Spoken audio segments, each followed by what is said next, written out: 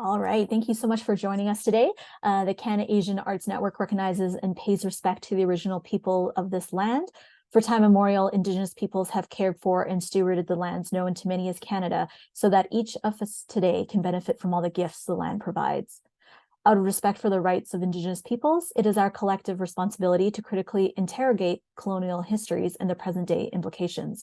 We therefore work from the perspective of honoring, protecting, and sustaining the land and the people who were first on this territory to move beyond acknowledgement and into the doing. We recognize the impact of colonial history and structures on our own communities and extend a hand in partnership to those who wish to become an accomplice in dismantling them. My name is Vicki Van Chau. I am based here in Mohkinstsis, also known as Calgary, Alberta, on Treaty 7 territory, and I will be your facilitator today for this Ask Me Anything session with Nancy Lee. I just want to thank support from Canada Council for the Arts and Festival Access AZ, and we've released a free series of free artist workshops featuring talented speakers sharing experiences and tips for Asian Canadian artists. Now we're producing a series of roundtable discussions to bring together arts leaders to share learnings and ideas. And just make sure to sign up at canadianarts.com to get links to all the online content. So today we have Nancy Lee. Nancy Lee is a Taiwanese Canadian interdisciplinary media artist, curator, DJ, and cultural producer based in Vancouver. Nancy is a co-founder of Chapel Sound, an electronic music and art collective supporting emerging artists, and Current, an intersectional and multidisciplinary initiative featuring artistic and educational programming for women, gender diverse artists, and hosting cross-gender shows, workshops, and residencies. As a community music consultant, Nancy has worked with Creative BC and Music BC as a grant coach and outreach facilitator to improve the accessibility of their funding programs. Nancy is also an advocate for the music community and has since developed 2 pilot programs with the City of Vancouver, which have provided Get It Together, entrepreneurial capacity building workshops, microgrants for artists. In 2018, they were nominated for the YWCA Women of Distinction Award for Art, Cultural, and Design, and Nancy is currently an XR workshop instructor with the IM4 Media Lab at Emily Carr University and the board director of Love Intersections, a queer artists of color media arts collective. And so for today, we are going to be learning all about how to write arts grants. So whether you've written arts grants before or you're trying to improve some of your art grant writing, Nancy has a wealth of knowledge working with funders, but also as a professional artist and working on our own grants for organizations, collectives as well. So we have a lot of experience. Yeah, let's open up this conversation. So if you have any questions, feel free to put them in the Q&A. And also we have in a webinar chat as well.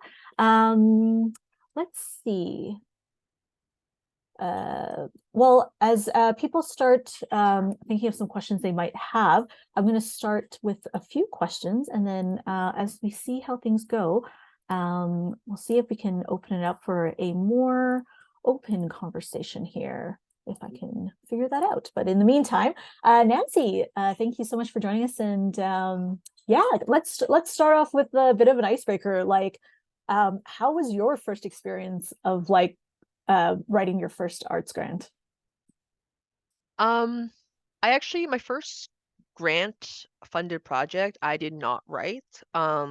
And I think that's actually really helpful in actually learning about funding. I actually had no idea grant funding exists. So I did a project with Coastal Jazz in 2015, and Coastal Jazz is the society that runs the Vancouver International Jazz Fest. So it's a huge music festival that takes over multiple venues and public spaces all over Vancouver for the entire month of June. So I was invited by the artistic director at the time, Rainbow Robert, and she had written a grant with my collaborator Kieran Bumber, and they got a bunch of funding to do an artistic activation and exhibition. So it was interactive swing installation and performance outside the Vancouver Art Gallery.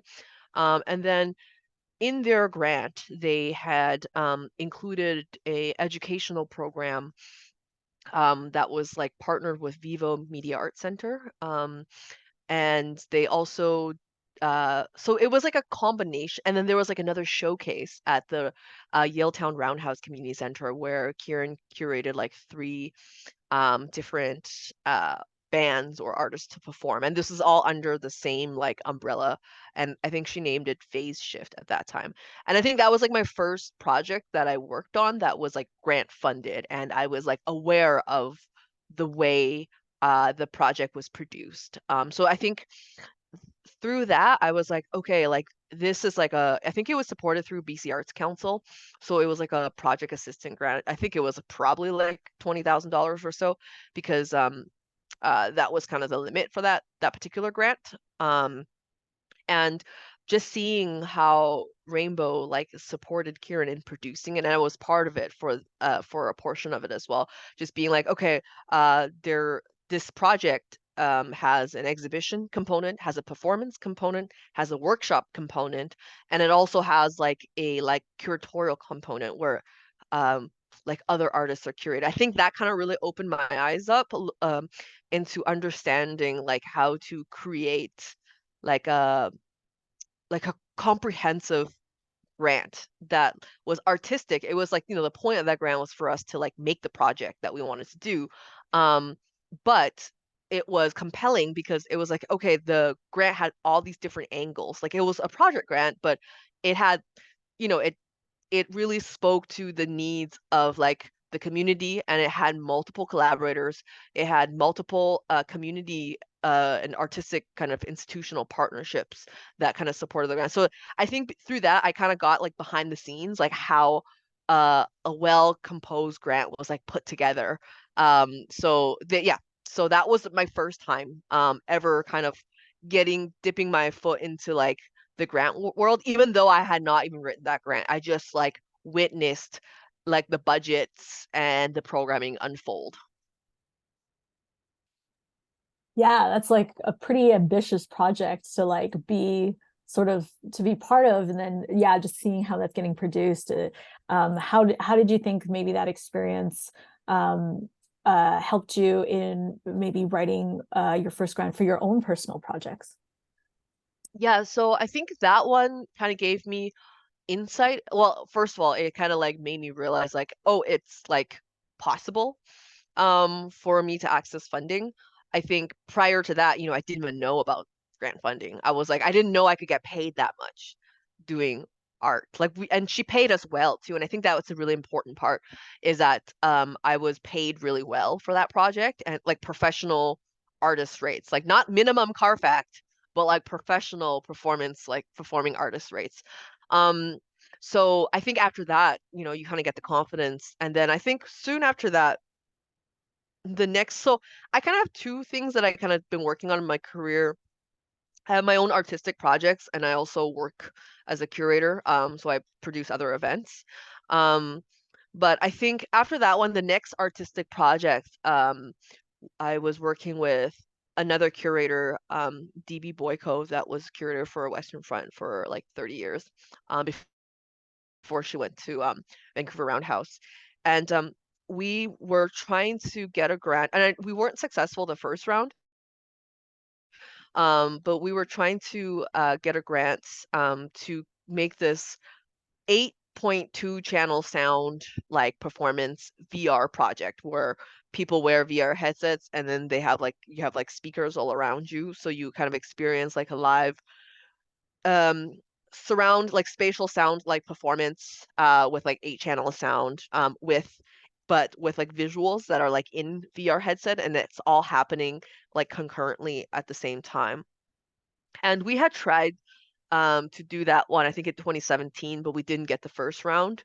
But then we applied again in 2018, and I think we got it the second time. So um but I think through that one it was different because I for that grant I was like on it as like a collaborator directly, like written into the grant. And um we had a bunch of meetings with our partnerships. So it's like I had a meeting with Emily Carr University. I had meetings with like Western Front and stuff. And I think for me, it was like, oh, that's how you kind of make like a big grant, is that you have these like conversations with partners being like, okay, well, like, what are you contributing, Emily Carr? Like, we got use of their studio space. They had like a integrated motion studio, so they have this like mocap lab that we ended up doing all of our a bunch of our research in, and we did a show case in there as well too. And we had like conversations on like what they can contribute in terms of like space, but what we can also write into the grant in terms of like student like research assistant rates as well too. So part of the exchange is that, you know, we also pay for some of their staffing. So we hire their students to work on our project. Um, and they wrote us obviously a letter of confirmation, confirming their partnership and like outlining what they're contributing and the value of what they're contributing. And then we obviously you know, clarify what that exchange would be and how I would be hiring their students to work on the project and what that like how much those wages would be too. And then we kind of took all of that and like worked it into our grant budget. So then we made sure to have the line items that reflected like the expenses and the revenues are coming kind of in and out of Emily Carr as a partnership. And for that particular project, I think we accessed I think there was Canada Council funding. There was also a bit of BC Arts Council funding, and then there was Creative BC.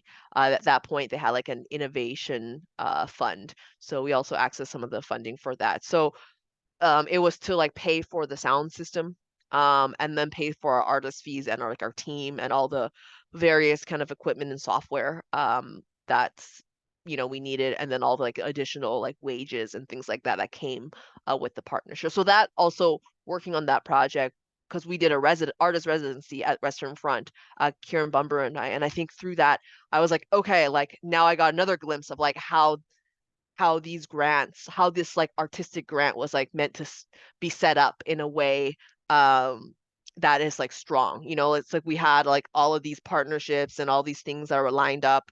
Um, and then we had like a nice like schedule for it, and different like showcases and different like talks and different things that was produced from the project as well. Like besides just performance, we also had like, you know, like artist talks and like other forms of engagement. Yeah.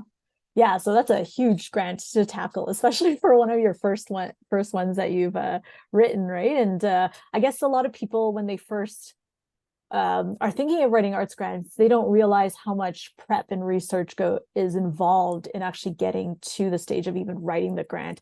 Can you talk a little bit about yeah, sort of you know, approaching partners, any tips and advice for like how like the in terms of timeline and how to even prep and research before you even like get ready to write the grant? For like arts council funding, like to be honest, like I'm preparing like 2 years before. Like if especially if I think certain industries are a little bit different. Like I think theater and dance, like those ones, like really, it's like 2 years before. I think for some of the other stuff, maybe music or maybe some film stuff, it's like it doesn't have to be 2 years before because the programming schedule for like film festivals are a little bit like sooner, like it's a little bit faster turnaround. But oftentimes, like for a theater company, or a theater or dance organization, they're like programming like way into like 2 years ahead of time. So in order to secure that spot in their programming, you got to hit them up like 2 years in advance to be like, hey, this is the thing that I'm thinking about producing. Or this is like something that I've produced. I've done like a small excerpt of this piece. Like I want to like expand on this particular piece. Um, and like this is my pitch deck and this is like everything that I have and documentation that I have. Are you interested in presenting this work? Are you interested in submitting a grant, a concept to realization grant with me? Or like a project grant with me in order to realize this. And obviously, everything is dependent on getting the grant or not. So there's time. If we don't get the grant, we don't get the grant.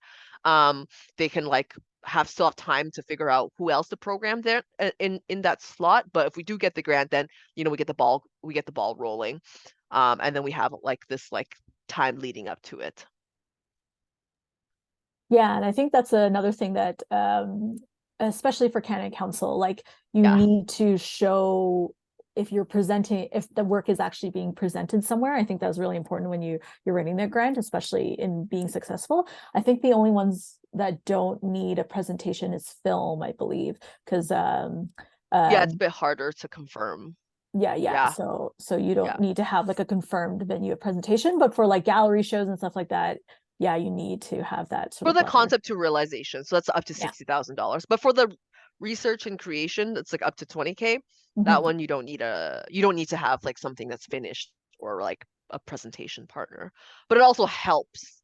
I think for any grants, it always helps to have some kind of institutional partnership or some kind of industry or professional partnership. Yeah, absolutely. And for those who are just joining in, feel free to put any of your burning questions about your grant applications in the chat or in the Q&A box below.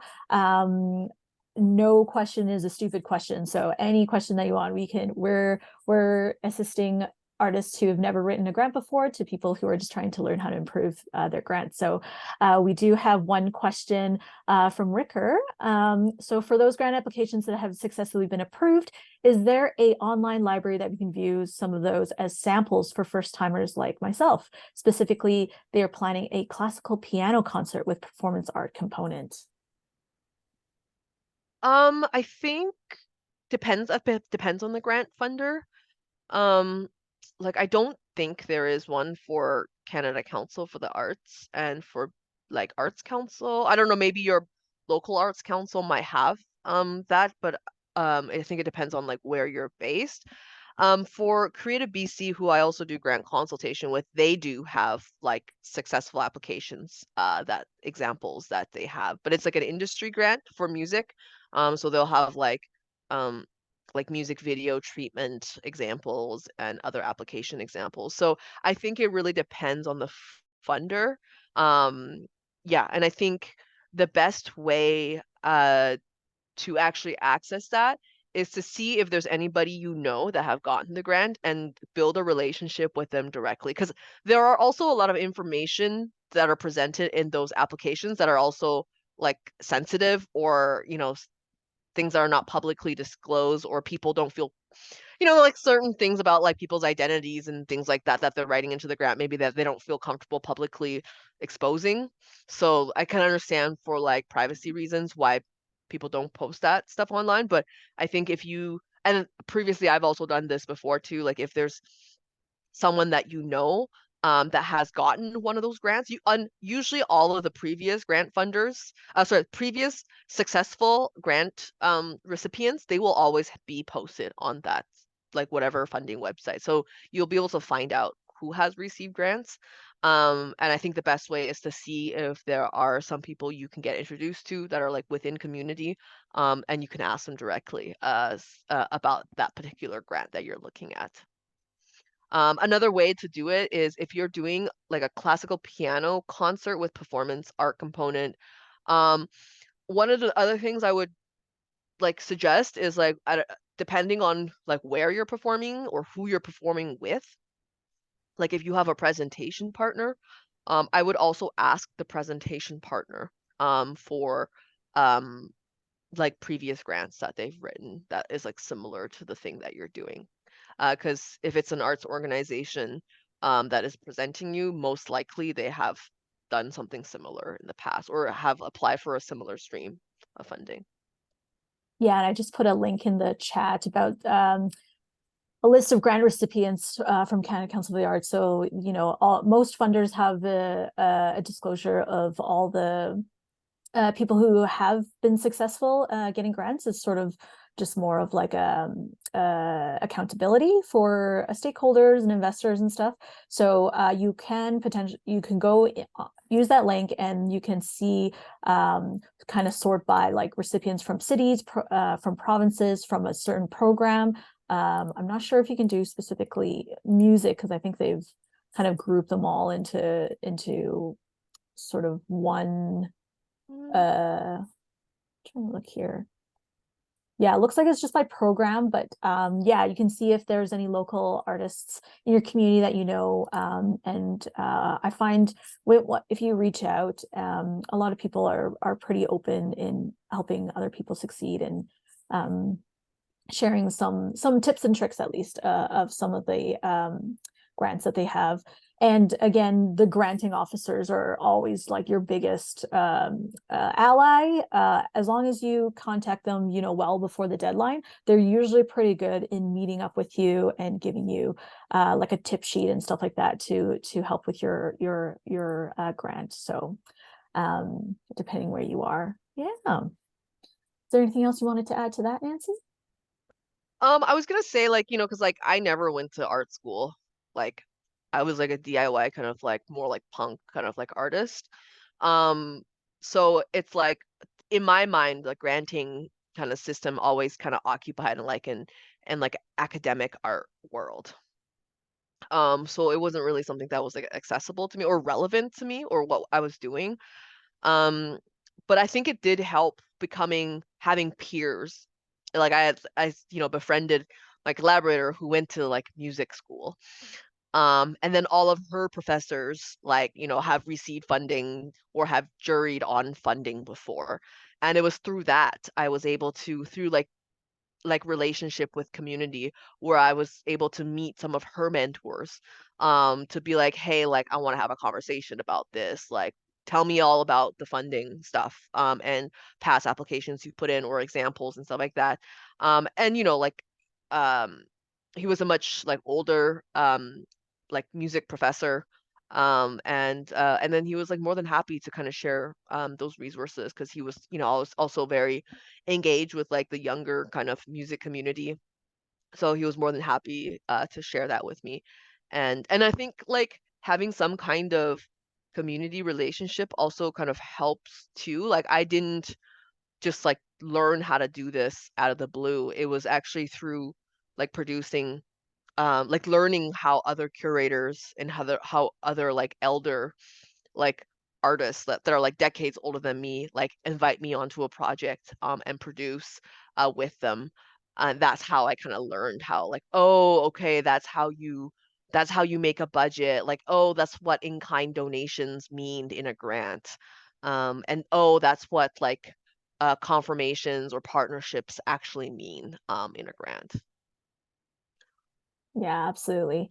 And also, for first-time grant writers, you're trying to access three different levels of funding. And I always find, working with sort of your local funding body is probably a really great in. Canada Council, because you're competing with sort of nationwide, and also, I believe they I mean, they have stipulations for like sort of merging artists. I don't know if they do still, but they have some grants specifically for first time, or they have like a quota for first time applicants to that gets like a better chance of getting a Canada Council grant. But with your experience in applying for the three levels of funding, do you have any like tips and advice on like who to approach first? Some funders actually like the idea that a local funder is funding your project before you even get to the sort of to the Canada Council of Art. So do you find applying for your local funder first and then going provincial and then Canada Council is a good trajectory, or is it sort of just like it just really depends? No, it really depends on the project. Because if I need like more money for any kind of like large presentation, like full on exhibition that requires multiple travel and stuff like that, definitely Canada Council is the way to go because Canada Council, that concept to realization grant, the project grant is up to 60K, which is bigger than any other. Like I think BC Arts Council is only up to like 20 or 25K or something like that. City of Vancouver, they have certain arts grants it's up to like $10,000 ish. Usually they grant like seven. Usually it's granting between like 7 and 10 ish. So like if you're trying to like do a big, big, big project that has like a residency embedded into it, flying multiple people and stuff, it's not really feasible to do, like an 18 months long project with like $7,000 necessarily. It's just your project is going to be much smaller.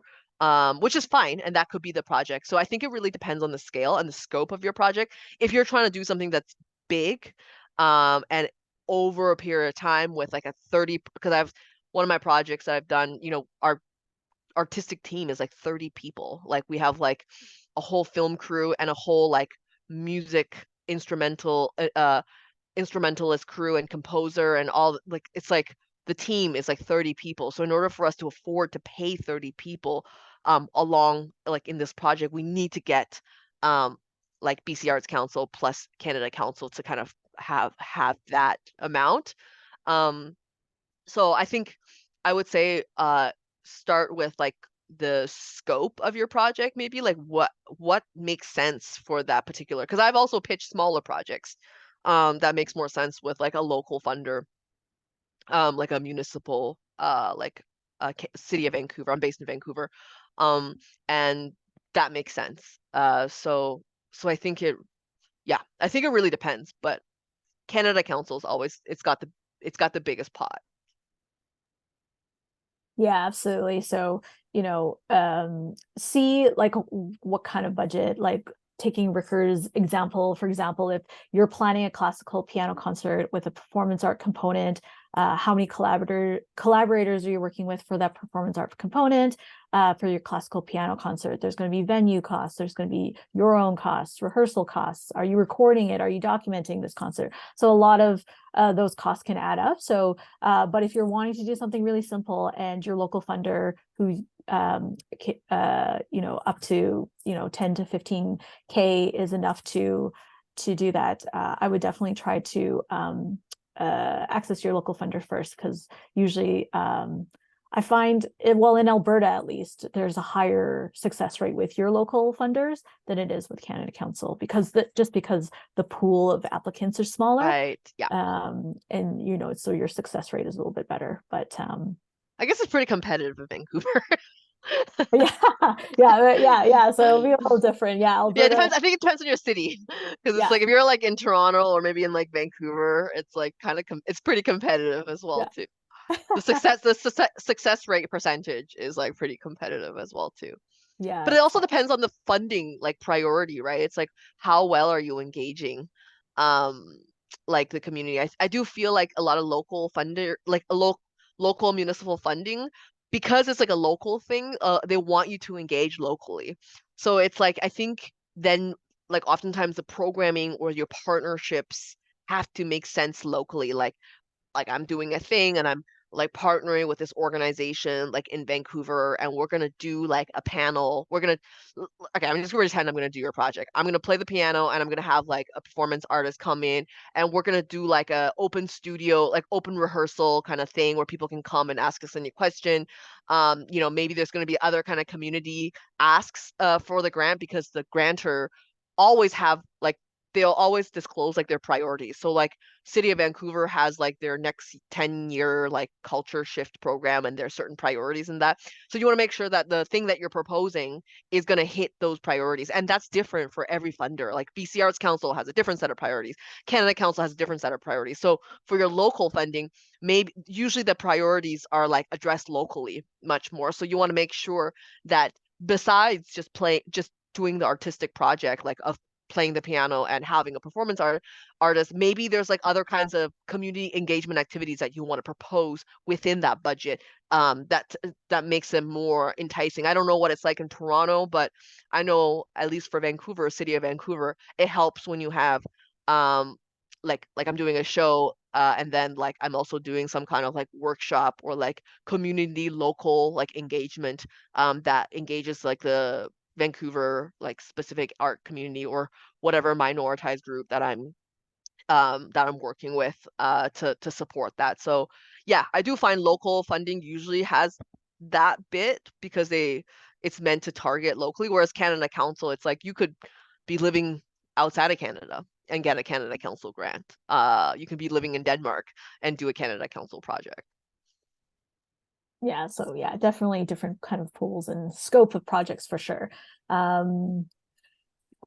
Yeah, so we have a pretty small pool of attendees. So I'm going to allow people to just join in if they like, and Cool. feel free to just Ask me directly too if you want to like unmute and just like ask me Yeah. specifically. Maybe you have a project that you're thinking about, um, or an experience of past grants or something like that that you can just ask directly. Yeah, this is an Ask Me Anything session. So yeah, we're pretty chill here. You know, you have Nancy at your disposal, so take advantage of her while you can. Yeah. Or Um, oh, I was gonna say, or if you want, like I can also show you maybe like a pitch deck, like what that looks like in terms of a supporting document. I don't know if people are interested in that. I usually include things like that in my grant application. Yes, please, from Michelle yeah. R. Okay. Sure. Let me find it and then I'll screen share. Um, Yeah, maybe adding to that, that's another thing that a lot of first-time grant writers don't realize how important support material is, and how it can actually really affect um, your grant. Someone could read your grant and be sort of like okay on your project, and then when they get to your support material, it could totally change the juror's mind. So, yeah, do you want to talk a little bit about that? And yeah, I'm just downloading and opening up a pitch deck right now. oh yeah, Um, yeah, yeah, but I think so like the thing with grants is like if it says optional, it actually means like required. And I always like tell people that because like all the keeners are gonna put all the materials in there. So sometimes I feel like it's almost misleading for funders to be like, oh, this is optional. It's like, no, like anyone that's like serious about it will be stacking the supporting material with everything that, you know, they have for the project. Okay, let me just, okay, let me just share screen. So these are two successful projects that I'm just gonna share my supporting material here. Let me just adjust my screen share setting stuff. Okay.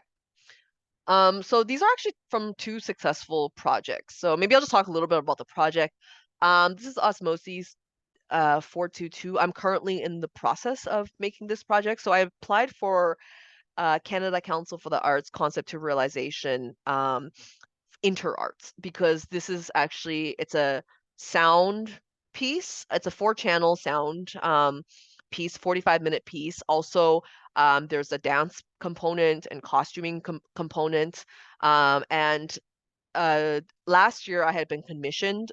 I was paid I think $3,500 to do a small performance for Here for Now. It's like this kind of like they do like performance in like unconventional spaces. So it was like in this warehouse, but it was just like a you know a short performance, like under 20 minutes. My show was 14 minutes in total. Um, so yeah, I wanted to take that.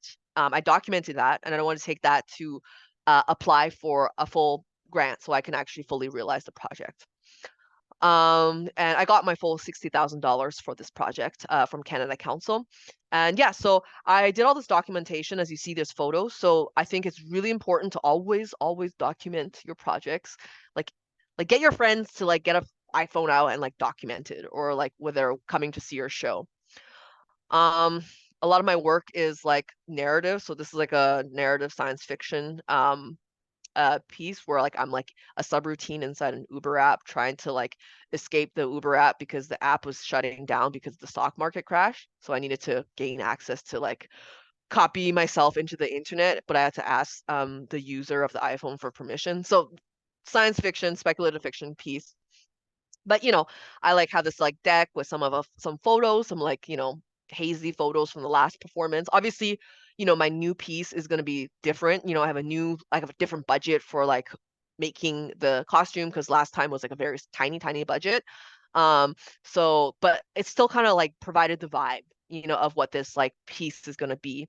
I, you know, included the story. Like I had like a short story that I published a while ago that this like piece is based off of. So I kind of included the story excerpt that was in here, you know, and like I hyperlinked everything so people can access the full text.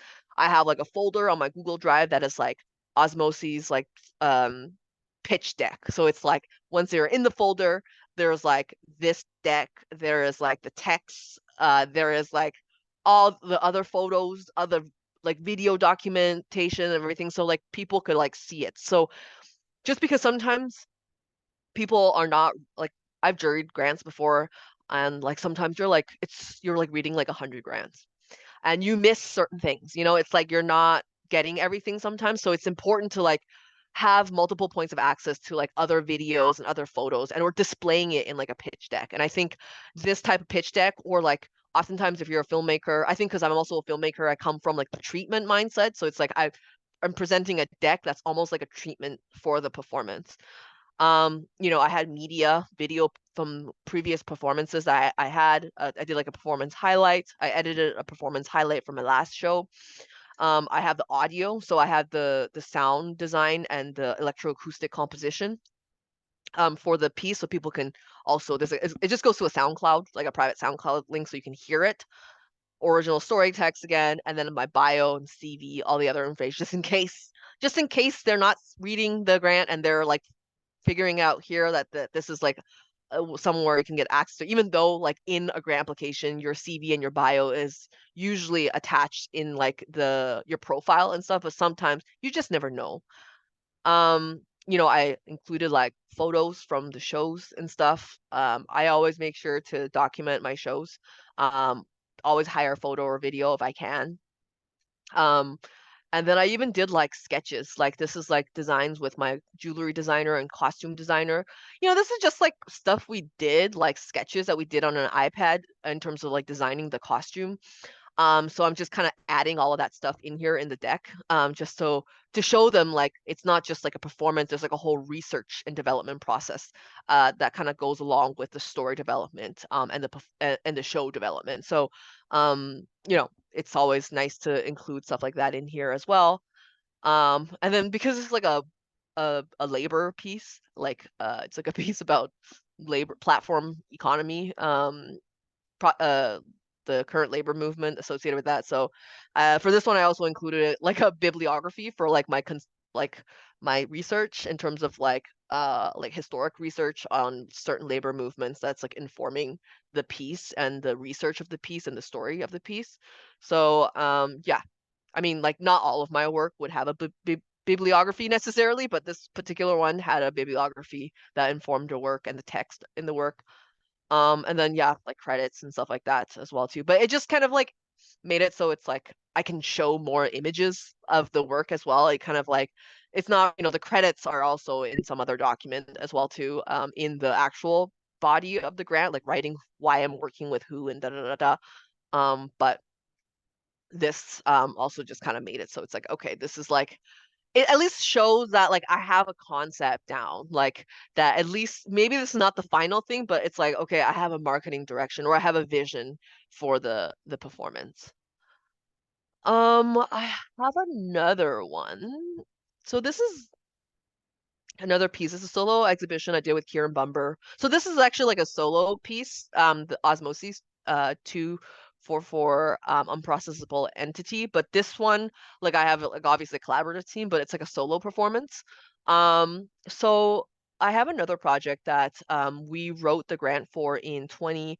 So this project, we actually didn't get the first round as well too, because we submitted a grant with VIF and then we didn't get it. And then I submitted another grant again, like end of 2018. I think I submitted in 2017. I don't remember. I think I submitted in 2018, didn't get it, and then submitted again in 2019, and then we got it. So again, like a lot of my grants, I don't get it the first time either, and I have to refine it either through refining the project or refining my partnership, because maybe the partnerships actually didn't make sense. And I think for this particular grant, it didn't make sense to go through VIF. It actually made sense to go through like a media arts organization and an art gallery. So it's a piece called Union. We so I had already done the first iteration of this project, and I was trying to pitch it to show in Montreal. So this is already a show that we've done at the Richmond Art Gallery. So we've done a lot of we made a lot of stuff. I have a lot of assets already, so I've already got a first round of concept to realization grant for this one, and I'm trying to get another round to make it into a live like a dome performance at the Society for Arts and Technology in Montreal for the Dome Theater. But yeah, obviously like I'm obviously like a visual person, because like everything has like a visual element to it. But this is like some art from the piece. It's like another science fiction kind of piece, where my collaborator and I get married in year 3000 to discover our uh ancestral memory in this like post-apocalyptic world. Um, but we kind of described the project. We had like a project summary of like what had happened already, what tools we were using, what the individual pieces were. And you know, I think everyone does these things differently. I just like to like to make these pitch decks because even when I'm not using them for grants, these are the pitch decks I have to send to curators. Because I'm like, okay, here's my pitch deck. Do you want to show my work? And I think it's great to have this when you pitch your project as well too. It's kind of like having like a video treatment, or something like that. I had the synopsis. So we had a 3D printed sculpture that was one of the pieces that we made. The synopsis talked about the story, the context of the piece, um, bio. So this one's a little bit more thorough than my last one because the last one I just made it like right before I had to submit that grant. But this one was like used for like pitching for artistic partnerships, with institutions as well. Just, I'm pitching something in a different province. Not everybody knows who I am. I wanted to kind of have as much information in there. This one also had like an artist statement because we had a previous exhibition. So I was like, I'm just gonna include everything. This is all the text, didactic text, and along with the exhibition that we did. So I just kind of included just in case like people were interested in reading about it. Obviously they could skip it if they want. I even this one we kind of had like the audience journey for it too, in terms of like, okay, this transmedia exhibition, because this is actually for a media arts grant. Even though I'm like an interdisciplinary media artist, I think my main medium is media arts. Most of the things that were made with this exhibition was like the sculpture, which is 3D printed and 3D scanned. So it's like this like media art kind of process as well. Like it was like a 2-channel film. And then we used the things that were in the film, like the dresses, like the props that were in the film, as like a thing to show in the exhibition as well. We had like visual art advertisements in light boxes and like interactive, like we had like an interactive 16-channel sound, like interactive installation. So, audience journey kind of did a thing. Wedding dresses kind of talked about those particular wedding dresses and what it meant in relation to the piece. We had all these photos of the sculpture, um, and the film in relation to the other artworks. That's why we kind of have the sculpture there as well. And the way the film is meant to like be positioned in relation to each other. We had a bunch of our advertisements, and the sizing of it all, just in case, people maybe just wanted to show just the advertisement or people just wanted to show us a certain thing. So, we kind of put that information in there just so people knew. So they didn't have to show the whole exhibition, that they could just show like a component of it. So it kind of went through all those particular works that were there for that show. And yeah, I talked a little bit about the technical requirements, like of everything as well too. I think for maybe some Canada Council stuff, maybe it's not as important to be super technical about it, but I think because I was also using this document as a pitch deck for the show itself, I had all the technical components that were like included in here in terms of like space requirements, installation requirements, like what tech was I using, what sensors were I using. I kind of just documented everything. It doesn't hurt to have everything in here. What we provided as artists, so what we expect from our hosting, a curatorial like host to provide. And then like this is the project I talked about having like a big team. This is like our creative team. It was like really big. Yeah, and our partners and stuff. So this is like another example of like a pitch deck that I've used for a successful grant. Are there any questions about that? Yeah, while people are kind of soaking that in, I mean, obviously this pitch deck, yeah, has like tons of information, and as you said, you kind of used it for sort of like before for show curators and things like that. So maybe kind of talking about, you know, how a lot of the grant applications, you write one, it's so much easier to like tweak it for every other funder. So yeah, yeah. So I think like these decks are actually pretty important. I don't know, like, see, I haven't written just like a music grant before, but I work in the music industry, so I know it also helps. Like in music, you have these like electronic press kits and things like that. You have these kits as well that exist for your project. So I think like because I've done like I've done things that are like more like theater performance based and more film based or more media arts based, and like these decks help. And also I've juried grants, sat on the jury for grants like this, and it just like for some jurors, they don't even read the grant first. They look at the supporting documents first and then they read the grant. So it doesn't like, you know, people like approach this stuff really differently. So that's just something just to keep in mind when you're writing these grants. Like some jurors will read and look at your supporting deck or supporting or your supporting treatment or whatever this pitch deck first before even reading your grant. So yeah, I think it's helpful to be able to describe or portray your project outside of the 250 word like grant questions to have like a more, you know, uh more visual or like holistic presentation of your project. Um,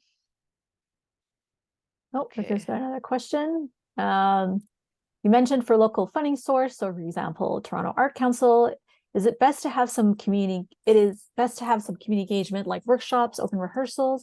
Can you talk a bit more about what happens in these community engagement workshops or open rehearsals? Yeah. So I think it's always good to have some kind of community engagement because it's like, what's the point of making art? Like you want people to see it and you want to share it with people that like can feel something from it or feel, you know, a way or like have a point of access, you know, so you can speak to a group of people that can like see like eye to eye like on a thing or disagree on a thing and have a conversation around that. Um, so yeah, like usually community engagement stuff that I've done previously for my projects have been like artist talks. So maybe I've done like an artist and those things I just like leave it open, right? Like I could be like, depending on who I'm partnering with, I could be like, okay, so this is the thing that I'm pitching. I'm pitching this show, but I'm also open to do an artist talk. Like I am putting that on the table. Rather than having them tell me to do it, I usually just offer like I can also artist talk and I can also teach a workshop. These are the following subjects I can teach. So I list all my like things I teach that is maybe kind of related. It doesn't even have to be directly related to the artistic thing that I'm presenting. It could be just be so kind of related.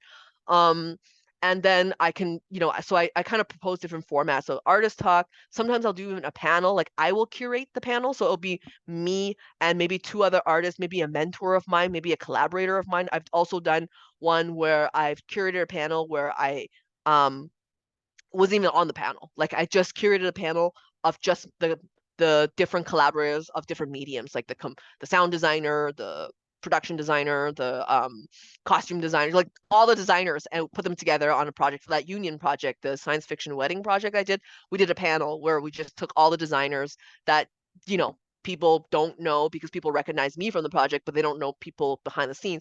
And we just formulated a panel and they talked about their design iteration process working with Kieran and I. So that could be another format. A workshop is also a great format depending on the medium that you're working on.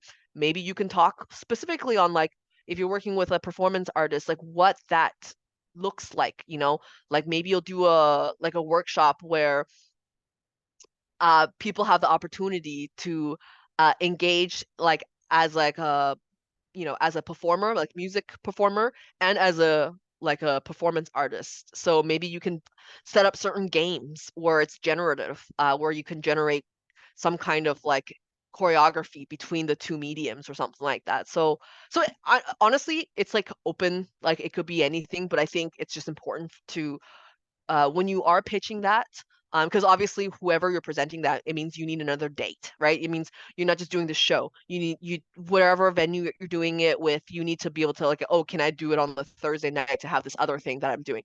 Most likely, if this actually helps with your partnerships, because essentially you're doing the job for them, like as a curator for like an artistic organization, or like, oh, this person I'm working with is not only bringing a show, they're also bringing like some workshops and some other programming, so we could just program it all together, instead of them having to do the work. So it actually makes that pitch much easier to secure that like curatorial or like presenter relationship. And even in addition to that community engagement, I think it really just comes down to like knowing your audience. Like you're we all have grandeur ideas that everyone wants to come to our show, everyone wants to see our art, but that's rarely the case. And so the funders want you to know like who is actually coming to your shows, who are you targeting, and for you to actually know that is your form of sort of community engagement. So Yeah. something to really, yeah, Yeah, and important. also like if you're working like interdisciplinary, a really good point of like engagement, it could always be between the audience or the communities between the discipline, right? Because not every like concert pianist like has like performing arts or performance artist friends.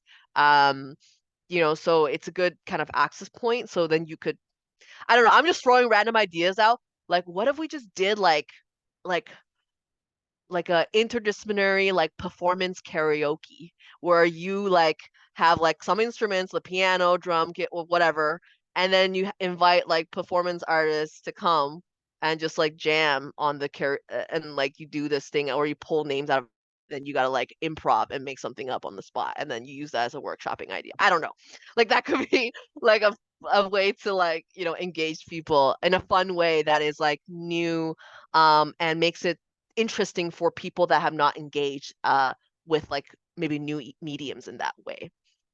Yeah, absolutely. And really it comes down to like, yeah, do your research. It's like, why is your piano concert with this performance art element, why is it unique to the city of Toronto? Like it has it never been done before? Like what's so special about it that these jurors would want to invest in your project? So really thinking about that. Another thing that you really another important thing that you mentioned, Nancy, is like you're not going to, sometimes you're not going to get your grant the first try.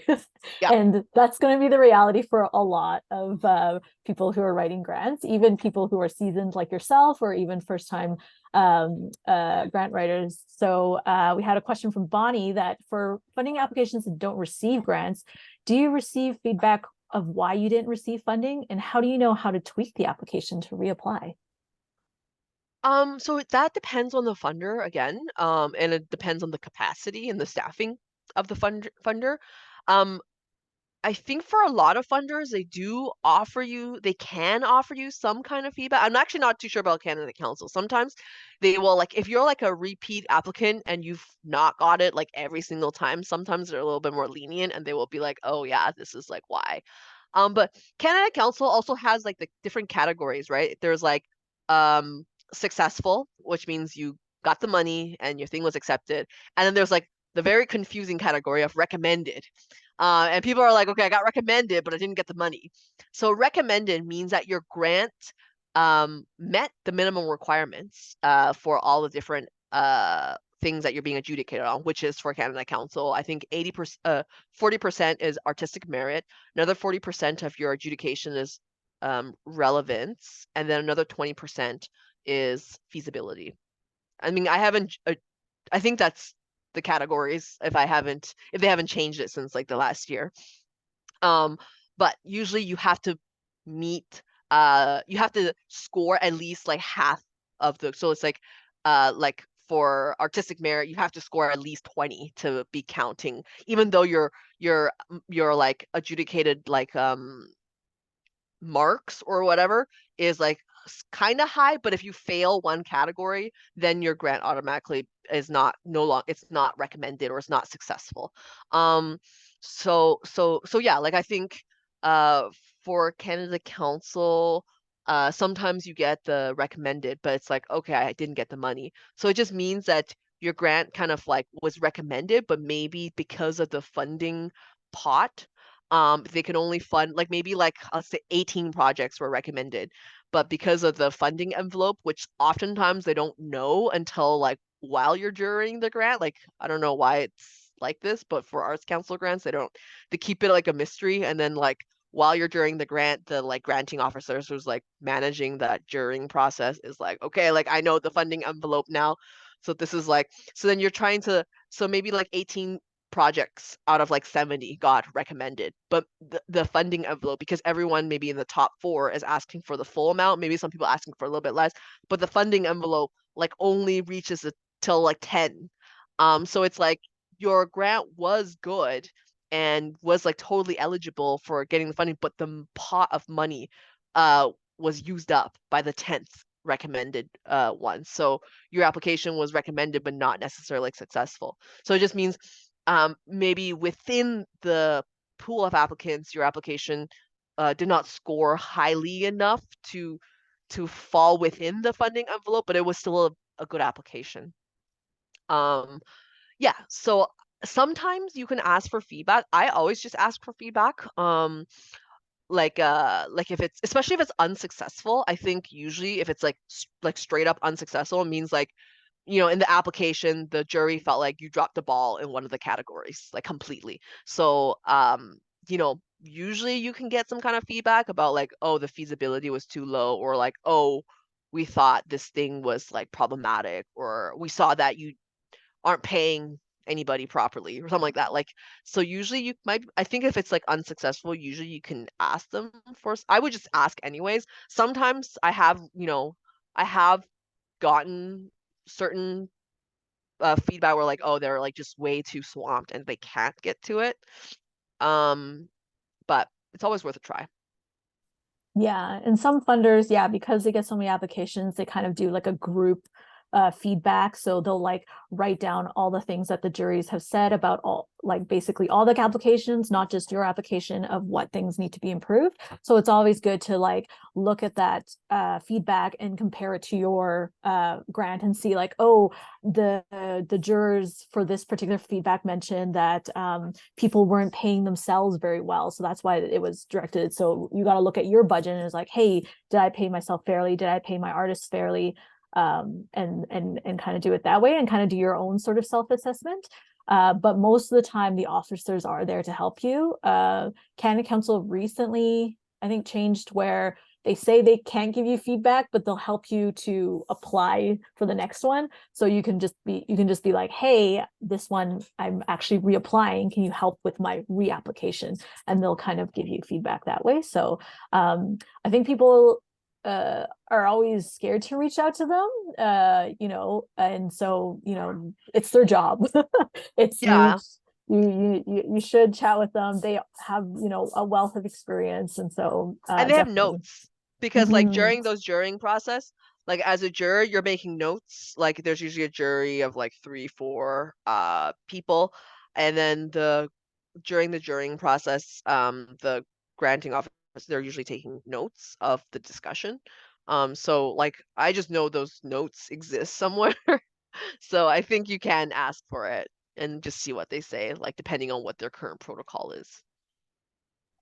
And I don't know about your experience, Nancy, because you mentioned you have been on the juries for this. I know some funders, you're allowed to self-nominate yourself as an assessor, which is an incredible experience. If like you're wanting to write arts grants, to be a jury member, you're going to see why Yes. grants are successful and why they're not. And it's such a great way to really improve your grants. If you're already writing grants and you're getting grants, it's still a great opportunity for you to sit in these juries. So I know like in Alberta, the local and the provincial, you can self-nominate yourself as an assessor. I don't know about yourself, Nancy, or if they just reach out to you or. Yeah, I think for most of my jurying duties, they've reached out to me. But I know you can also self-nominate, and I also recommend it. I think it's a good. I've also like recommended other people. I think a lot of the times it's like recommended as well too. Um, so I do recommend if that is something that you can like self-nominate yourself for. Um, or like reach out to the funders, just asking them directly, like, yo, how do I like, this is who I am, like, how do I jury a grant? Like, I've had this, obviously they want people that are experienced in the field to be jurying the grants. I definitely felt like, since the reason why I got asked to do grants, I think they often takes previous successful applicants and like kind of getting from that pool, and they ask them to like not to like jury other grants. Um I just know my own grant writing has like improved like light years, like just by like going through a couple of these jurying process to like really see like what makes an application stand out. Yeah. And I guess going back to that question about whether there's an online library, I mean, being a jury member, you're like having access to all these grants, both successful and non-successful, to really help with your own grant writing. So for sure, I would recommend check out your local funders, your provincial funders, and see if you can self-nominate. Usually those ones are easier to get onto the jury as well, because they're looking for sort of more diverse perspectives and people from different practices. So Also just being like engaged in your community, right? Like I feel like if you're like a certain kind of artist, it's like be involved, be engaged with different organizations, with little grassroots projects and stuff like that. The more engaged you are, the more likely you will have a seat at at the table, and the more likely you can be nominated, or your nomination will be accepted for these grants, because then they'll be like, okay, well, I want this person to sit on the jury because they know all these people. Um, so because usually when they're getting people to jury grants, it's like usually the medium or the genres that you're working with is like diverse, where you kind of cover a particular sector that some of the other jurors don't cover, or particular demographic that the other jurors don't cover. So I think, yeah, just being engaged with your particular audience and your particular community will really help with that. yeah, absolutely.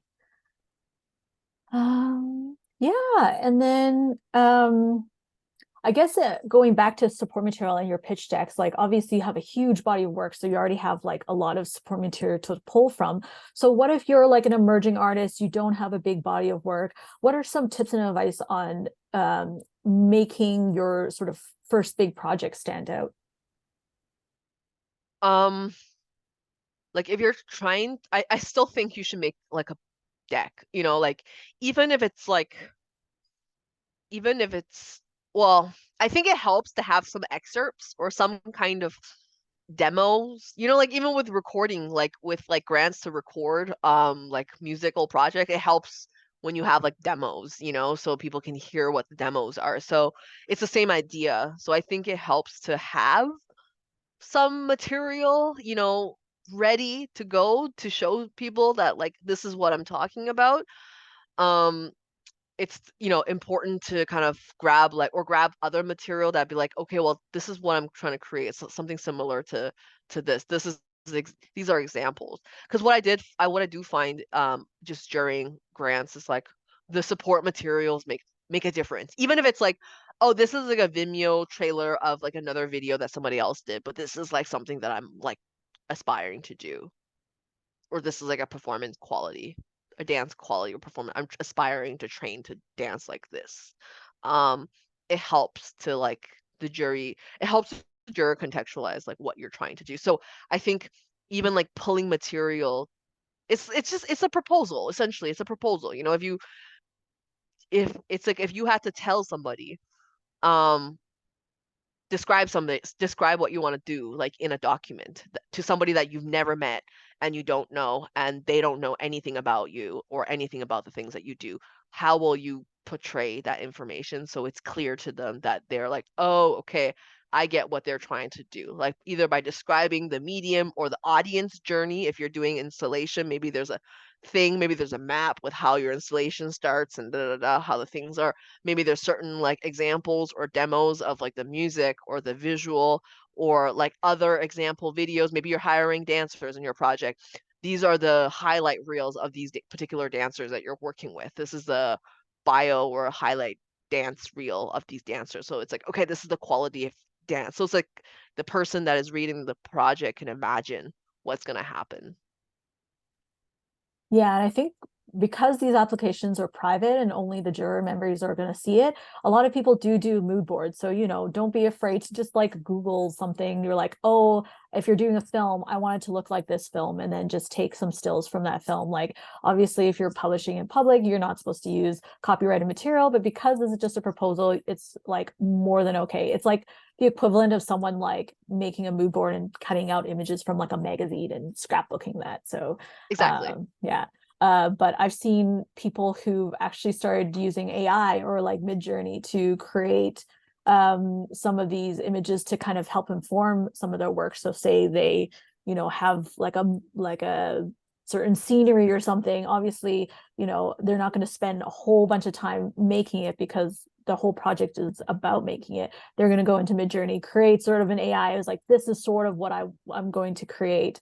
And kind of use that as a basis. So there are ways of like making it easier to create the proposal without actually like creating a whole like artwork just for your Yeah. proposal. So yeah. But it takes effort, like it is a competitive process, and you are Yeah. asking for a considerable sum of money.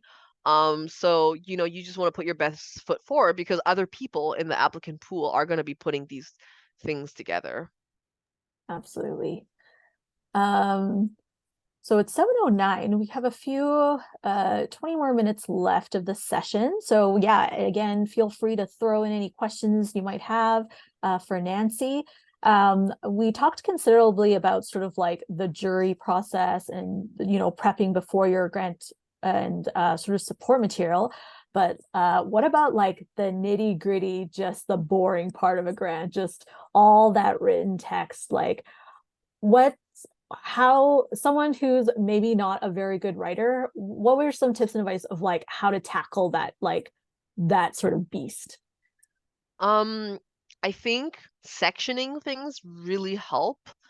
I am going to do number one, number two, number three. Like sectioning it out helps. Like and developing the writing from like notes or from point forms really helps. So it's like the point of this, like I'm applying for a grant to do this show, to work with this, to do this show, to do this artist residency with this organization to make the content for that show, and to work with a particular dancer to perform with me at this show. Like, and then that's like 3 points, and then that could be you can expand on that. And when you write about, because usually for the Canada Council grants, they usually have, various questions, but usually for all grants is like, what are you doing? So describing specifically the activities that you're doing.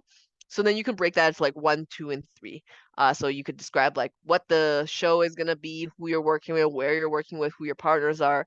The two is like where that artist residency, what are you gonna develop during the artist residency? What are the resources or what are the genres or what are the artistic risks you're going to be taking? They always ask the artistic risk, like what are you taking in, or like what kind of artistic risk are you taking in Canada Council grants, um or for any kind of arts council grants, because artistic merit is a big part of what they are adjudicating you on. And then like, oh, like number three, you're going to work with this particular dance artist to choreograph this thing. um so it's like, what are you doing with this dance artist? Like, are you setting apart certain studio time, or are they coming in and are they responding to your composition afterwards or whatever? um so you can kind of describe that. And I think, like, yeah, breaking things down into like point forms, like it just helps it, rather than having like a grant that is like, okay, just like 750 words, like no paragraph, no spacing. I find like it helps to just like break it up. And also, you don't have to take up like the 750 words too. Like it could be less than that. um so yeah, I think it's just like, I think if you break things up into points, and it becomes much clearer for you to like write, like, okay, goal number one, doing this show. What does the show mean, right? Like, who are the partnerships? I'm working with this partner because so and so, because they're also letting me use their space to do a workshop. Da, da, da, da. This is why I'm doing the show and the workshop with this particular presenter. And then like, this is why I'm doing a residency with these people. And then it also gives you space to talk about the mediums specifically a little bit, or how you will challenge the mediums, or how you're going to challenge a genre that you're working in. Yeah, and that's just like, I find just like idea wise, it's like easier to read from like a person who doesn't know your work that well. It's just like breaking it up into like clear numbers or clear points. Yeah, Yep. I think I feel like a lot of grants that I have read that are like really good grants are like broken up into like point form or like numbers. Like, I'm doing Absolutely. the following 4 things, Yeah, and this is what I'm absolutely. doing. Da, da, da, da. And then like Yeah. they have a timeline. Timeline is like the month and the year, and then the following task for that month. Month and year, point form task of that month. So things don't have to be in like essay format at all. Hmm. Yeah. And another thing to remember, it's like you in your head, you know what your project is, but you're trying to convince everyone else what your project is. So a really good tip is have someone else read it, someone who maybe is not even in your art field, so that because a lot of these juries aren't going to potentially might not be on your art field. So if you're a music grant, you might have a filmmaker or you might have a painter who's on the jury reading your grant. Um, and so you want to be very clear and concise, and then and that this project is going to translate to someone who's is not familiar with your industry terms or anything like that. So yeah, definitely get someone else to read your grant is a really great way to start that.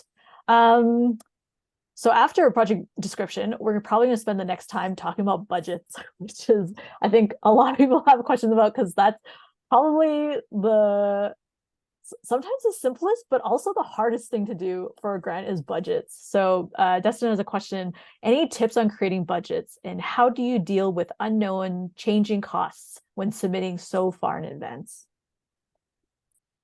Well, I think it's important to build in contingency within your budget. Maybe like you can even build in like a 10% contingency. And you could just call it contingency, like people understand what that means. Um, For people who don't understand what that means, can you explain that?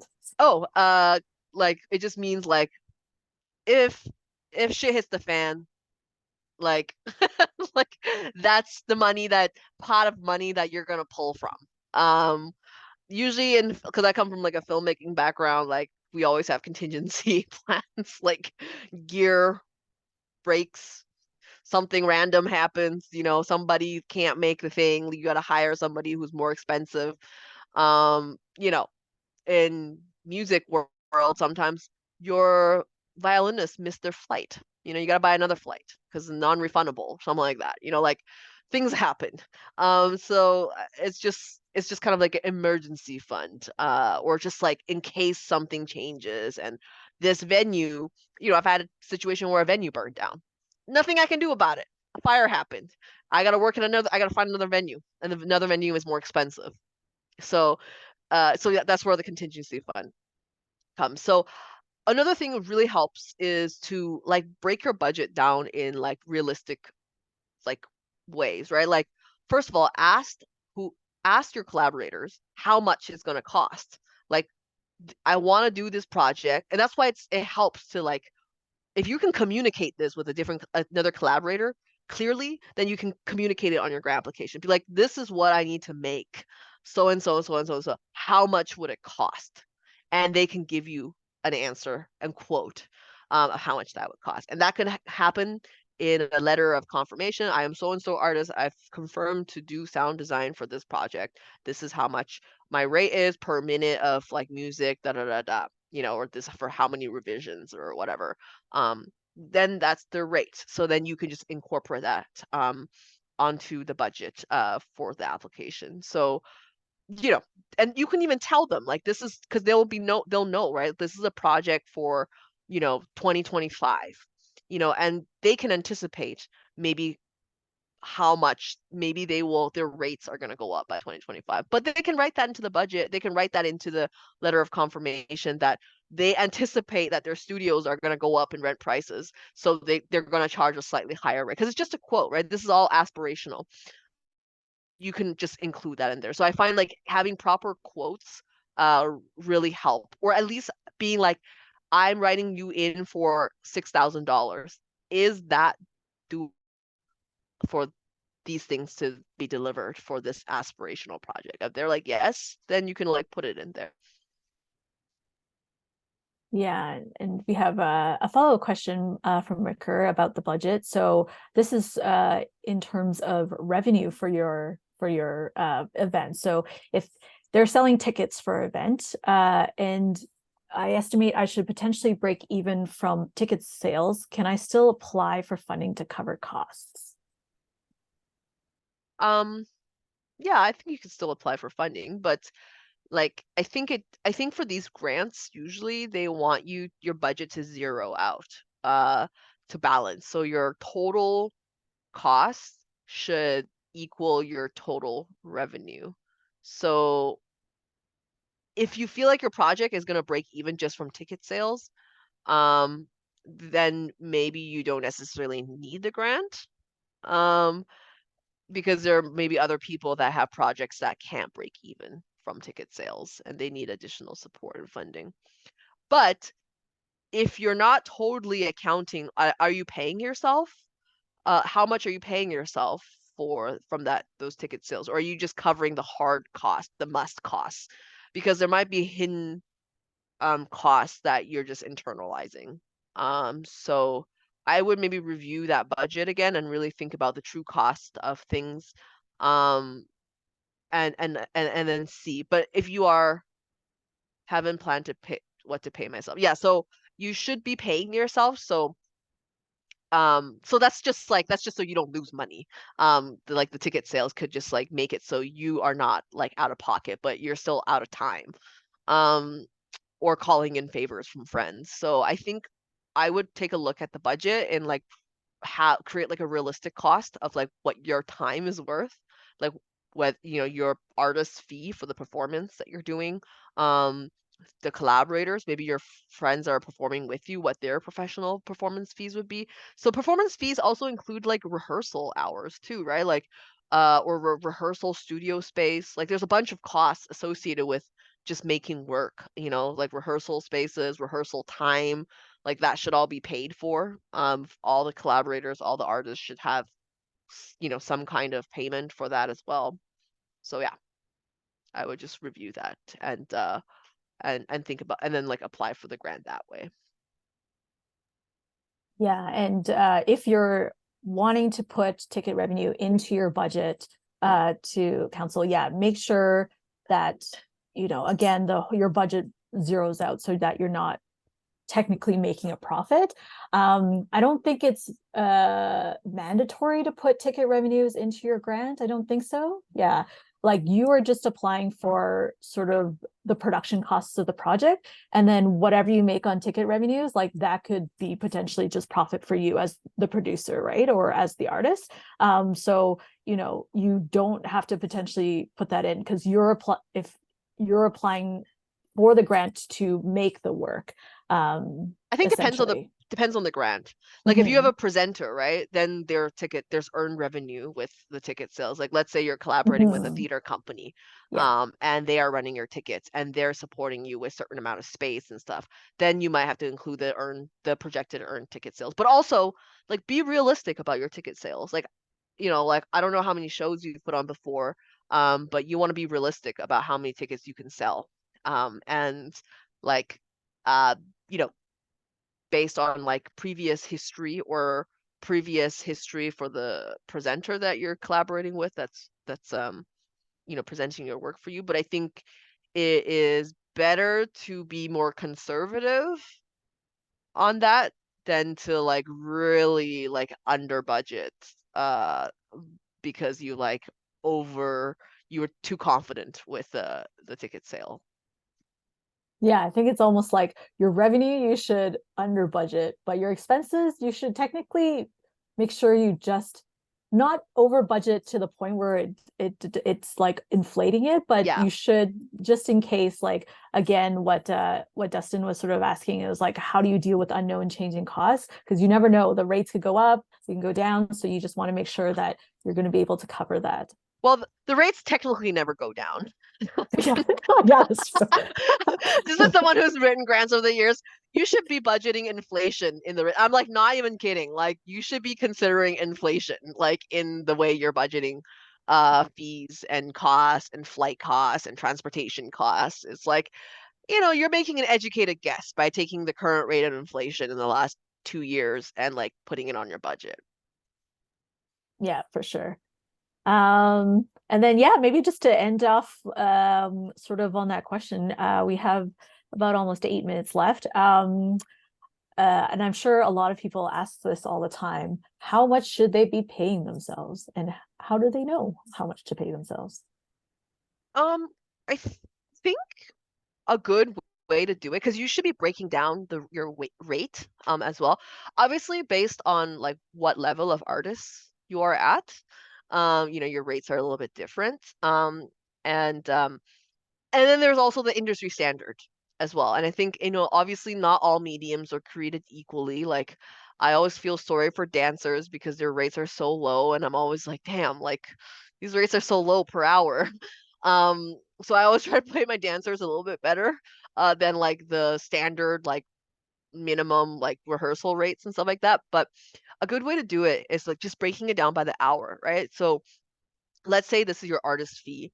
Let's say you're going to be working on this particular project 10 hours a week for the next 10 weeks. Well, that's easy math, right? So 10 hours a week. And then depending on what level of you are as an artist, obviously you should be paying yourself living wage. Like I think that's the minimum you should be paying yourself. I don't know what living wages in Canada is, but I think in Vancouver is kind of close to like 25 bucks an hour. I have no idea what other places are. Like minimum wage is like what, $16 an hour here, but that's not living wage. So I think it's important to do some research about like current living wage in the city that you're living in.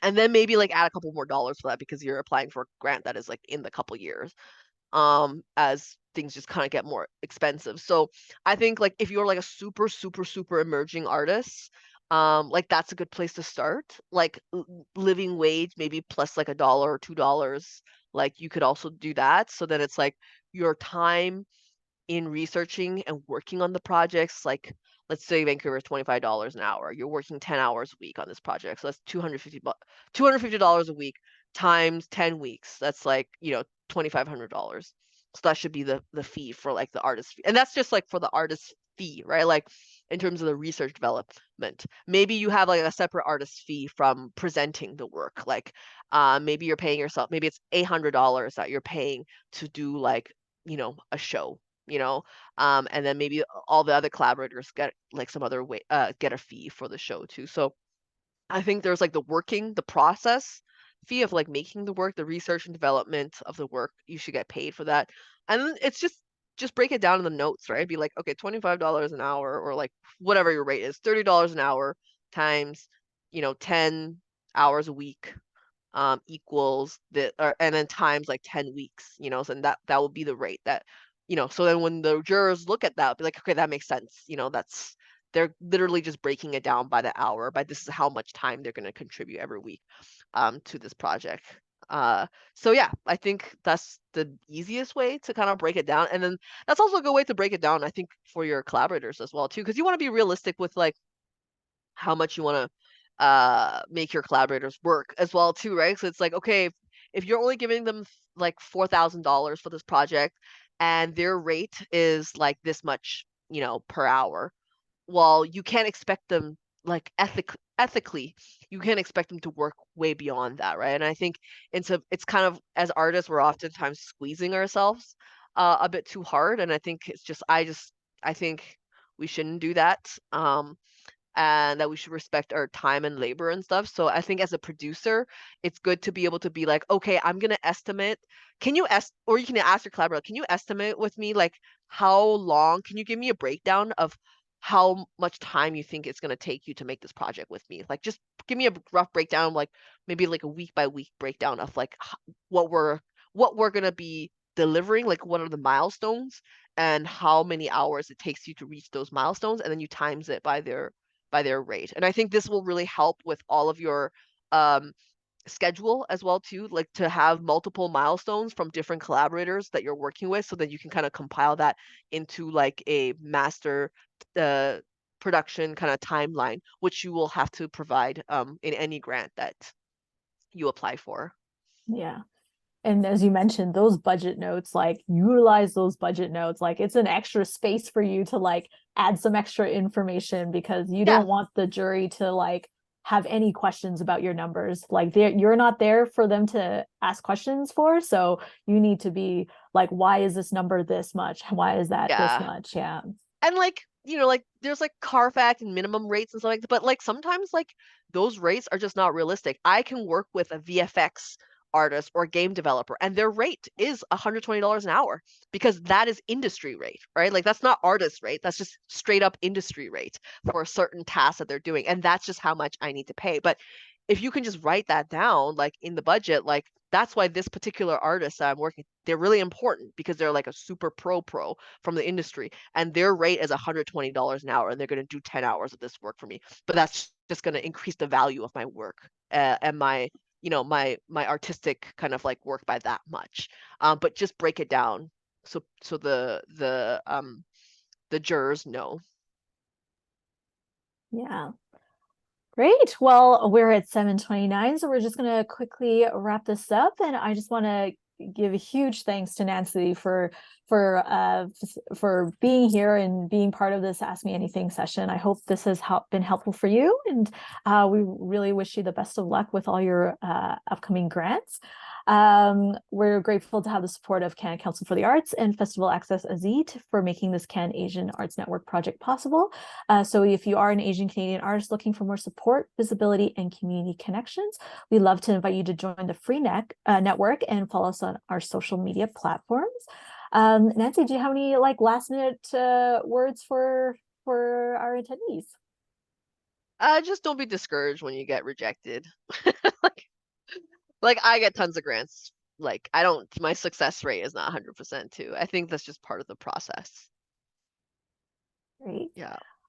Well, thank you so much. And this workshop is recorded, so you will be able to check it back out again if you've missed some notes, or you're like, oh, I want to go back and listen back to what Nancy had to say. It will be launched onto the canasianarts.com website, so look out for that. Otherwise, thank you so much and have a great night. Thank you. Bye.